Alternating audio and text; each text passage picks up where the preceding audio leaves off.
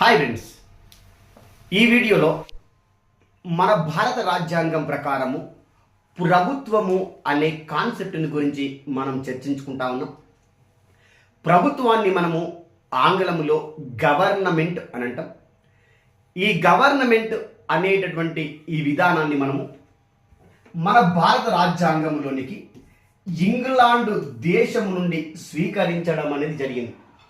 భారత రాజ్యాంగం ప్రకారము మన భారతదేశంలో ఎన్నంచెల ప్రభుత్వ వ్యవస్థ పనిచేస్తూ ఉంది అంటే 3 అంచెల ప్రభుత్వ వ్యవస్థ పనిచేస్తూ ఉంది.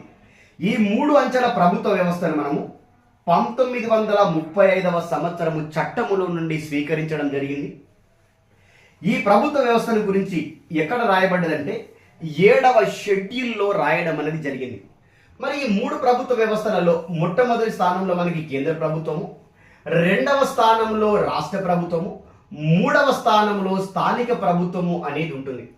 ఈ కేంద్ర ప్రభుత్వంలో మనకి లోక్సభ, రాజ్యసభ అనేది ఉంటుంది. మనకి రాష్ట్ర ప్రభుత్వంలో విధానసభ, విధాన పరిషత్ అనేది ఉంటుంది. స్థానిక ప్రభుత్వాలలో గ్రామ పంచాయతీలు మరియు మున్సిపాలిటీలు అనేటటువంటి వ్యవస్థలు పనిచేస్తూ ఉంటాయి.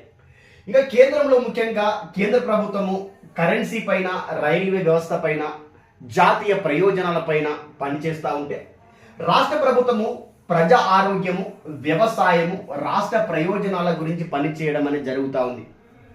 ఇంకా స్థానిక సంస్థలైనటువంటి మున్సిపాలిటీలు, గ్రామ పంచాయతీలు నగరాల అభివృద్ధి గురించి, నీటి సరఫరా గురించి, విద్య గురించి పనిచేయడం అనేది జరుగుతూ ఉంటుంది. ముఖ్యంగా ప్రజలందరినీ కూడా ఇందులో భాగస్వాములను చేయడం అనేది జరుగుతూ ఉంటుంది. ఈ విధంగా మన భారత రాజ్యాంగం ప్రకారము మన భారతదేశంలో 1935వ సంవత్సరం చట్టం ప్రకారము 7వ షెడ్యూల్ ప్రకారము 3 అంచెల విధానముతో కూడిన ప్రభుత్వ వ్యవస్థను మనము పాటించడం అనేది జరుగుతూ ఉంది.